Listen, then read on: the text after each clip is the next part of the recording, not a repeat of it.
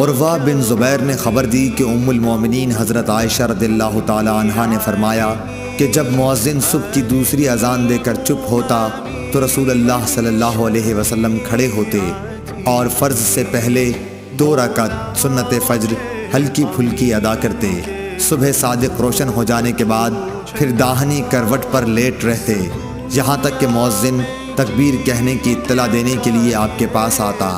सही बुखारी हदीस नंबर 626।